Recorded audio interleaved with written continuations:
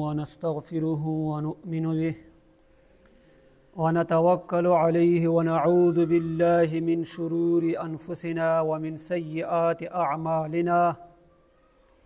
من يهده الله فلا مضل له ومن يضلله فلا هادي له ونشهد أن لا إله إلا الله ونشهد أن سيدنا محمدا عبده ورسوله أرسله بالحق بشيرا ونذيرا بين يدي الساعة أعوذ بالله من الشيطان الرجيم بسم الله الرحمن الرحيم قال الله تعالى في القرآن المجيد والفرقان الحميد واعبدوا الله ولا تشركوا به شيئا وبالوالدين إحسانا وبذي القربى وقال رسول الله صلى الله عليه وسلم من كان يؤمن بالله واليوم الآخر فليصل رحمه أو كما قال عليه الصلاة والسلام. زما قابل قدر مسلمانانو دغه مونږه آخری عشری کې روان یو او رمضان المبارک تقریبا ختمیدون کې ده. عزتمند مسلمانانو 13 هفته مونږه آخری عشری متعلق خبرې کړې وي دغه شان لیلة القدر او اعتکاف متعلق خبرې کړې وي. زما عزتمند مسلمانانو په دنیا کې 2 قسمه حقوق دي، یو حقوق الله دی او بل حقوق العباد دی. بیا حقوق العباد کې هم مختلف اقسام دي. په دغو اقسامو کې یو قسم دی صله رحمی،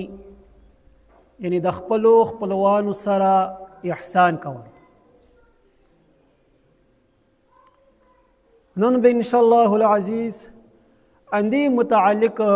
مختصر غانتی خبرې کوو. زما عزتمند مسلمانانو اول رضو د صله رحمی تعریف زده کوو. صله رحمی څه ته وایي؟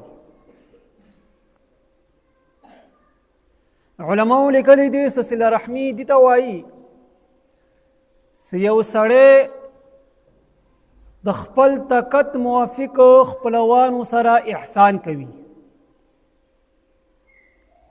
د دغه احسان کچېرې مال په ذریعې سره وي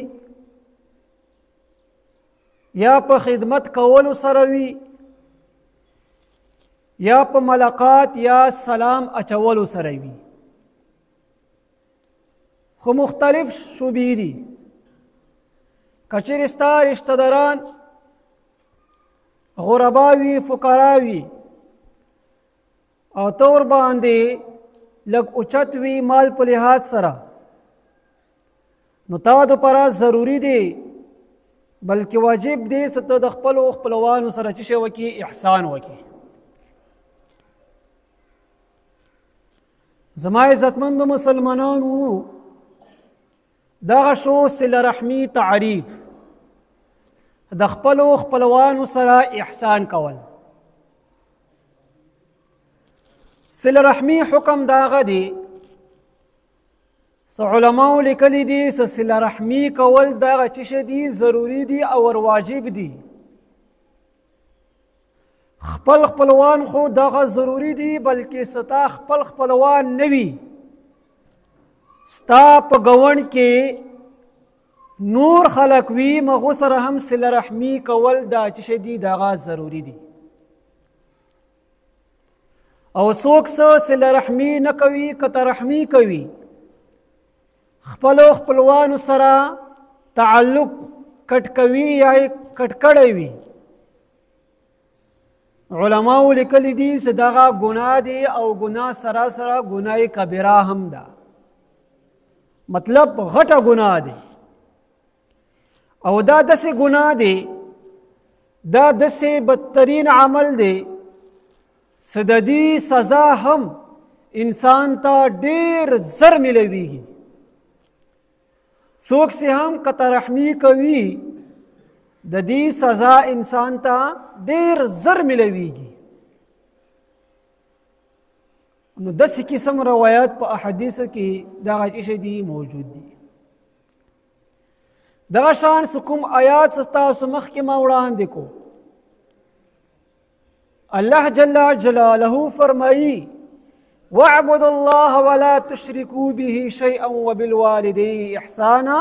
وبذي القربى ستاسو د الله عبادت کوئ او الله سره شریک مه جوړوئ خپلو والدینو سره احسان کوئ دغه شان خپلو خپلوانو سره هم چې کوئ احسان کوئ اوس والدینو سره احسان کولو سره الله جل جلاله د خپلو خپلوانو سره احسان کولو حکم هم راوړو ستاسو والدینو سره هم احسان کوئ او دا شان خپلو خپلوانو سره هم چې کوئ احسان کوئ نو د دې آیات نه معلومه شوه چې الله جل جلاله په ډېر تاکید سره دغه حکم کړی دی ای زما بندګانو د شرک نه بعد څه کوم بدترین عمل دی شرک مه کوئ او دویم نمبر باندې والدینو سره احسان کوئ او دریم نمبر باندې خپلو خپلوانو سره چې کوئ صله رحمي کوئ احسان کوئ زما عزتمند مسلمانانو وروڼو نن سبا کې سړی څه معاشرې ته سوچ وکړي معاشرې باندې یو نظر واچوي نو اکثریت خلک داسې دي چې د هغو خپلو خپلوانو سره چې کړی دی تعلق یې ختمه کړی دی دا د دې ګناه نه خبر نه دی ځکه هغه تعلق یې چې کړی دی ختم کړی دی د دې ډېره سخته ګناه دی او ګناه کبیره دی او دی باندې الله جل جلاله ډېر زیات خفه کیږي او قطع رحمي سره رزق کې برکات ختمیږي دغه شان په کور کې به برکتۍ رسي د دې وجې نه مونږ ته پکار دا هغه دی اختر روان دی روژه په ختمېدو دی څه مونږ وګورو که چیرې مونږ خپلو خپلوانو رشته دارانو کې داسې خلک کمزوري دي مال په لحاظ سره کمزوري دي مونږ ته همدغه پکار دی چې مونږه زړه ورته ستر کړو او صله رحمي وکړو دغه شان تعاون ورسره وکړو زما عزتمندو مسلمانانو دا خبره هم یاد وساتئ که چیرې تا خفګان راغلی دی خپلو خپلوانو سره تا ونه ګیله راغلې ده تا ونه شکوا راغلې ده هغه یو سیر ته که که هغو در سره نه مني تا ته پکار ده چې ته ورشې ته ورسره صله رحمي وکړې ته ورسره ملاقات وکړې خپل وسعت مطابق چې شی ورسره وکړې تعاون ورسره وکړې عبدالله بن سلام رضی الله تعالی عنه فرمایي سکله نبی کریم صلی الله علیه وسلم مدینی منورې ته تشریف راوړو نو هر طرف ته دغه اواز ولګېدو چې نبی کریم صلی الله علیه وسلم تشریف راوړو نبی کریم صلی الله علیه وسلم تشریف راوړو نو د دې استقبال دپاره وړه کټه ټول خلک نبی علیه الصلاة والسلام ته راووتو د پاره د دې نبی کریم صلی الله علیه وسلم استقبال وشي عبدالله بن سلام رضی الله تعالی عنه فرمایي دغه صحابي مخکې یهودي و او بیا یې ایمان راوړو نبی علیه الصلاة والسلام باندې. دغه فرمایي چې زه هم باره ووتم، ما ته پته ولګي داسې نبی علیه الصلاة والسلام مدینې منورې ته تشریف راوړو، مکې نه راغلو. نو نبی علیه الصلاة والسلام اول خطاب وکړو، څومره هم خلق موجود وو هغو ته اول خطاب وکړو، اے خلکو تاسو سلام عام کئ، دغه شان فقیرانو ته تاسو خوراک ورکئ، او دغه شان تاسو صله رحمي وکئ، خپل خپلوانو سره چې شی وکئ صله رحمي وکئ. او دغه شان څه کله خلک ټول وده شي تاسو هغه وخت کې د شپې الموز وکئ. مطلب یې دغه دی تهجد الموز وکئ. څوک چې هم دغه 4 کارونه ښې طریقې سره کوي اور الله سره شرک هم نه کوي، دغه خلک به په سلامتیا سره جنت ته داخل شي. نبی کریم صلی الله علیه وسلم سے اول تقریر په مدینه کې وکړو، هغه کې اندا خبره ذکر کړه ستاسو خپل خپلوانو سره چې وکئ صله رحمي وکئ، قطع رحمي مه کوئ. دینه مونږ ته دغه معلومه شوه چې نبی کریم صلی الله علیه وسلم د تعلیماتو کې ټولو نه بهترین تعلیم انداغه و تاسو خپل خپلوانو سره چې وکئ صله رحمي وکئ. دغه شیان څومره هم فقرا دي هغو ته تاسو چې وکئ خوراک ورته وکئ، ورکئ ورته خپل وسعت مطابق هغه سره تاسو چې وکئ تعاون وکئ. زما عزتمندو مسلمانانو صله رحمي ډېر زیات اجرونه راغلي دي. په یو مکه کې نبی کریم صلی الله علیه وسلم بی بی عائشہ رضی اللہ تعالی عنہا ته فرمائی، اے عائشہ یہ څو کارونه دي دا ته ډېر زیات کوه، اور څوک چې هم دغه کارونه کوي په عمر کې زیادت راځي، دغه شان په عمر کې برکات راځي. څوک چې دغه غواړي زما عمر زیات شي، که دې عمر کام وي نو په 2 کارونو سره عمر د دې چې کېږي زیاتېږي. اول دغه دی ښه اخلاق استعمالول، بهترین اخلاق استعمالوه، بهترین اخلاق هر چا سره کوه.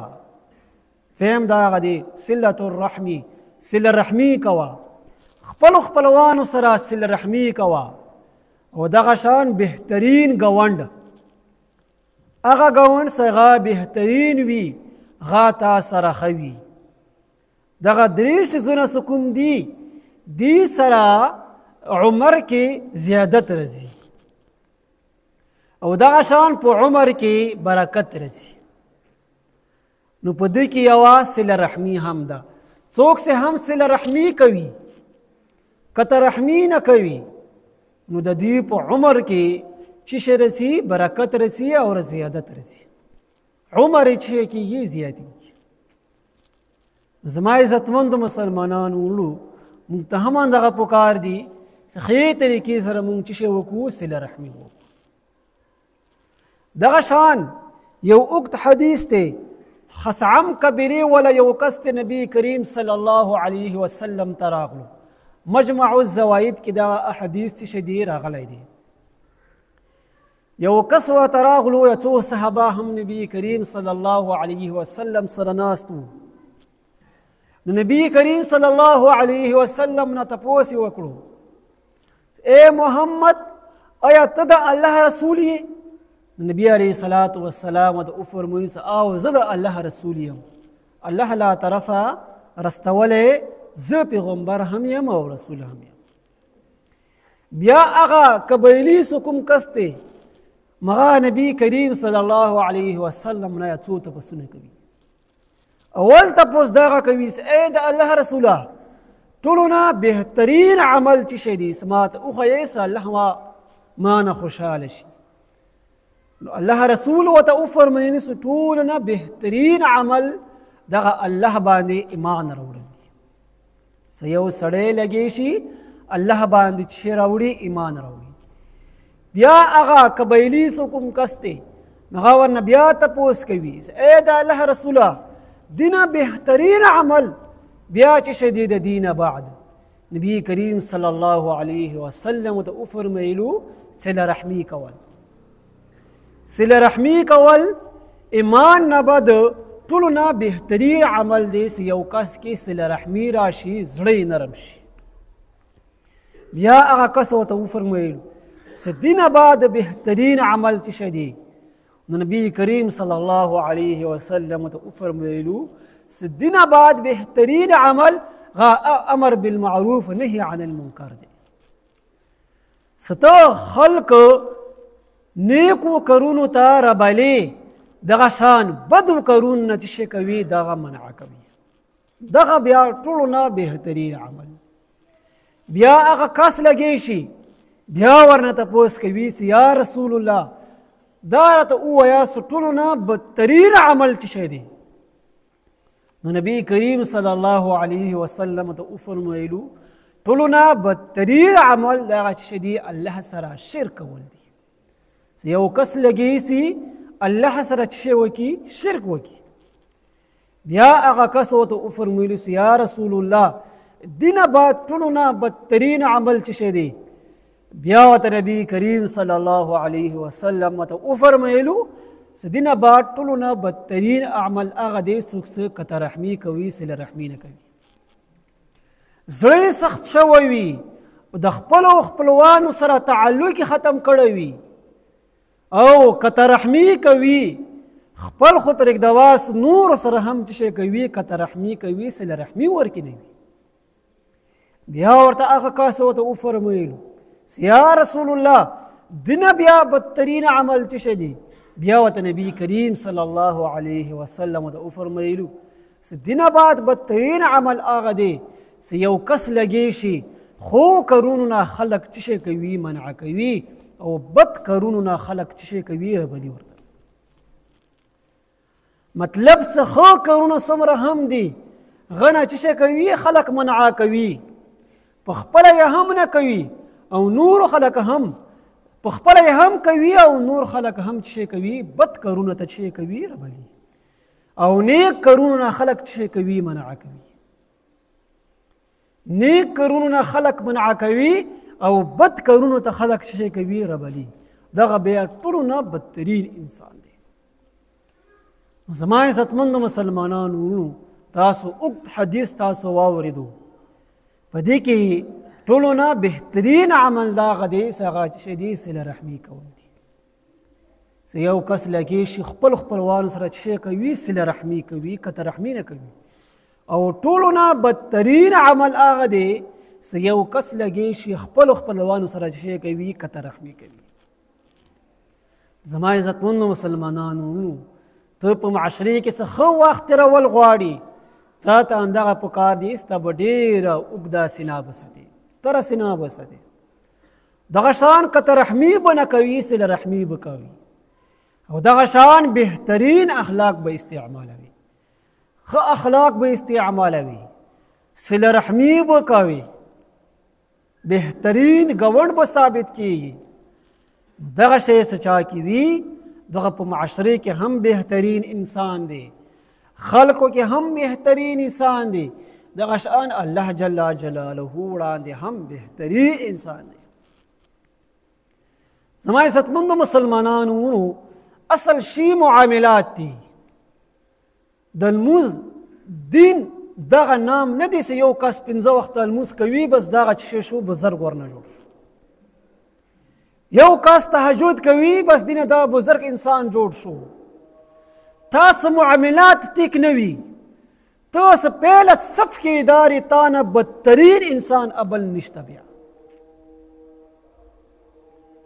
تو خدا غیې څه زه به ټولو نه بهترین انسان وم ځکه چې پهله صف کې ودارم پهله صف باندې ولدی حالانکه تا معاملات ټیک نه دي ستا معاملات مکمل خراب دي ستا معاملات ګوند سره ټیک نه دي ستا معاملات بار خلقو سره ټیک نه دي نو تو ټولو نه بدترین انسان یې بیا ته څه لمونځونه کوې د دې المنظورو په ذریعې سره ته الله جل جلاله ته نشي رضا کولی. ما عزتمند مسلمانانو موږ سوچ وکړو اکثرو خلکو دغه معاملات خراب دي. معاملات د اکثرو خلک دغه چې دي خراب دي. بیا راځي اول صف کې بیا اداري ځان یې بزرګ جوړ کړی وي څه به زه یم زه بزر یم او معاملات به دې خلک چې شي وي بلکل صفر وي. اصل شی معاملات ټیکول پکار دي. معاملات یو سړي معاملات ټیک وي غنه بیا الله جل جلاله خوشحال وي. د هغو عباداتو کې بیا حسن راځي بیا عبادات بیا خوند ورکوي بیا. او یو سړي څه معاملات ټیک نه وي هغه څه څومره هم عبادات کوي هغه یې ټول نقص دي. لکه څه بار الله مخلوق ناراضه کوي او داسې کې کوشش د الله رضا کوي. الله فرمایي څه د چا د زړه څه ماتېدل به د به ډېر زیات خفه کېږي. یو کس لګې شي بل زړه مات کړي بل زړه ته تکلیف ورسوي. زما عزتمند مسلمانانو همدا خبره مې درته کوله څه مخکې اختر روان دی مونږ ته همدغه پکار دی څه مونږ په زړونو کې چې شی راولو صله رحمي راولو. زړونه مونږ چې شی کوو نرم کوو نرمواله ورکې راولو. او جناب نبی کریم صلی الله علیه وسلم فرمایي دوه قدمونه الله جل جلاله ته ډېر زیات خوښ دي.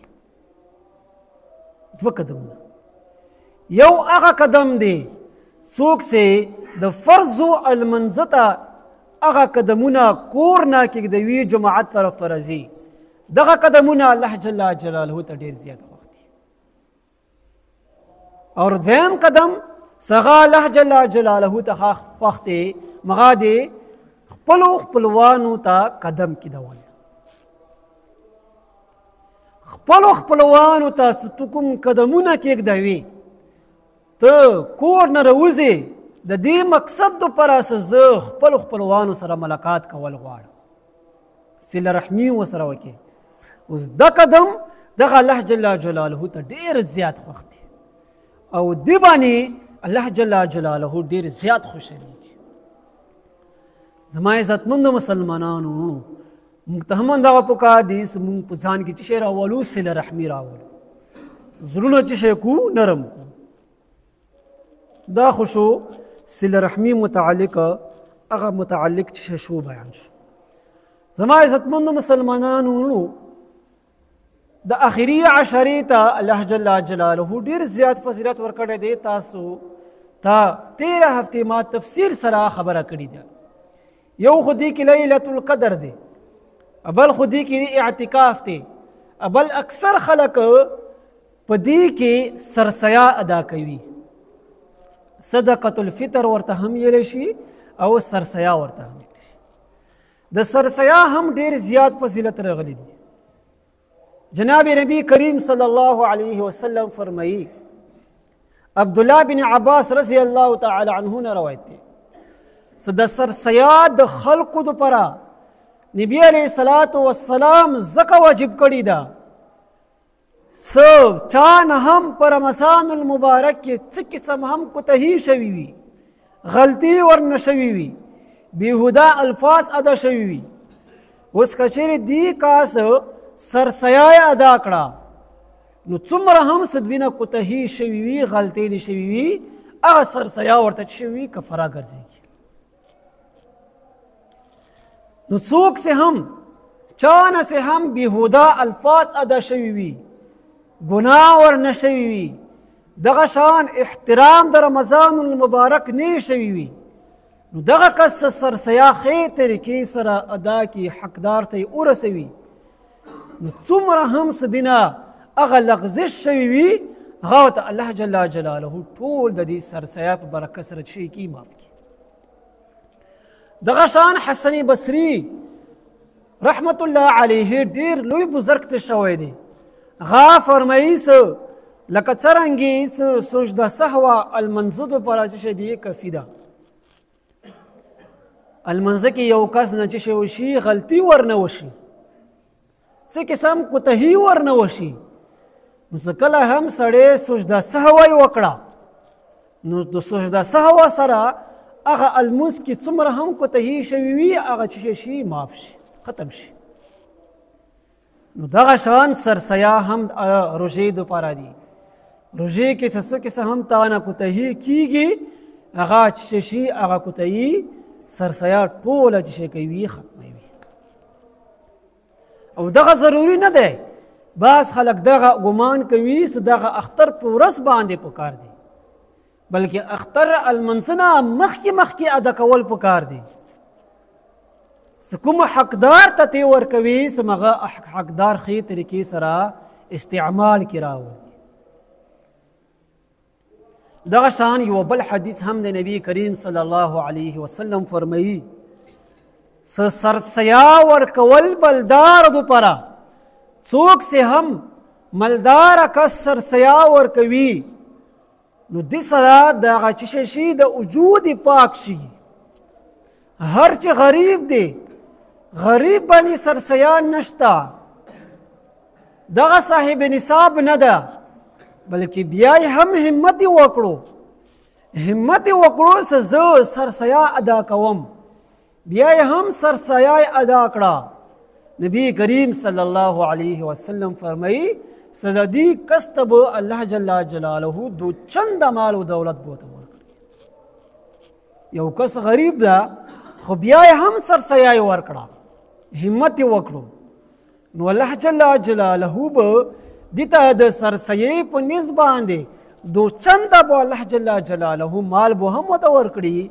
دا شان مال کې برکت به ورته هم واچوي وجه علماو دا لیکلي ده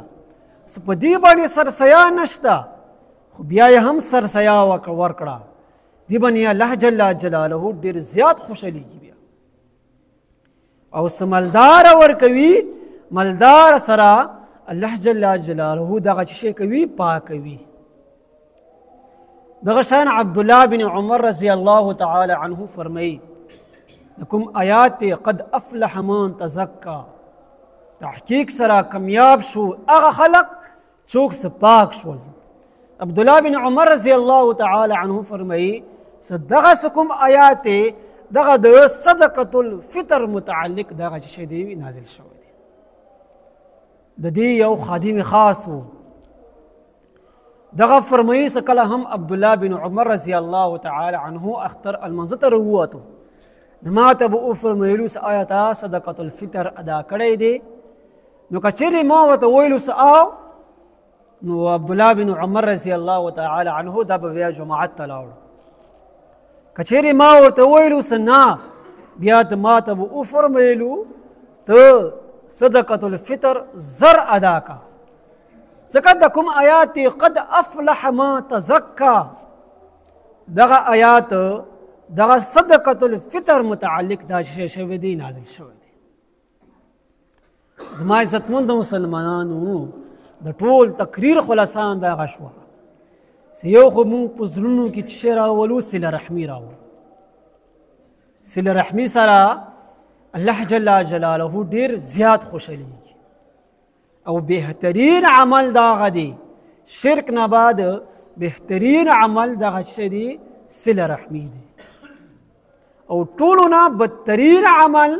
دغه څه دی قطع رحمي دی موږ ټولو ته دغه پکار دی که چا سرسیا نه ادا کړې وي هغه د ښې طریقې سره چې وکړي سرسیا د ادا کړي دغه شان د خپلو خپلوانو کې صله رحمي راولي پوهېږي چې دغه مال په مطابق باندې دغه کمزوری دی او زه ښه یمه نو تا نه څه هم کېږي هغه خپلو خپلوانو سره چې شی وکړي هغه تعاون ورسره وکړي که چیرې تا ونه تعلق کټ کړی وي په څه وجه باندې ته ورنه خفه شوی وي ته زړه ستر که شکوا سیټ ته که ګیله سیټ ته که خپلو خپلوانو ته ورشه هغه ملاقات ورسره وکړه که تا ته تعاون د وس نه رسي د مال تعاون وس نه رسي ورشه ورته کښېنه ورسره لاس ورسره میلاو کړه، دغه سان سلام ورسره وکړه، دا هم صله رحمي ده. بیا هم یو قسم تعلق دا چې کو ته برقرار وساتلو. واخر دعوانا ان الحمد لله رب العالمین. هغه یو کس راغلی دی مدرسې چندې دوپاره، نو ښې طریقې سره هغه څه شی وکوي، ورسره تعاون ورسره وکوي،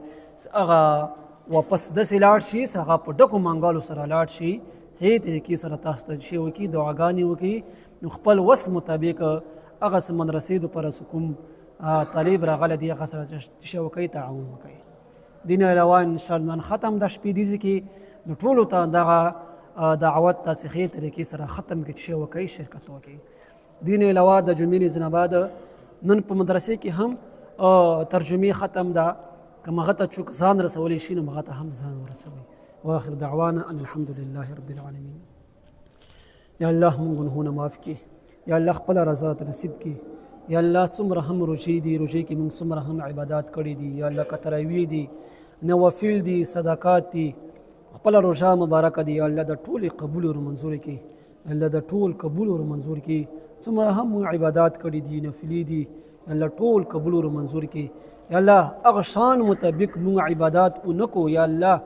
کوم شان مطابق تا ته عبادات کول پکارو، خو یا الله بیا هم مونږ خپل وسعت مطابق عبادات کړي دي، یا الله هغه عبادات قبول ور منظور کړي، یا الله هغه عبادات قبول ور منظور کړي.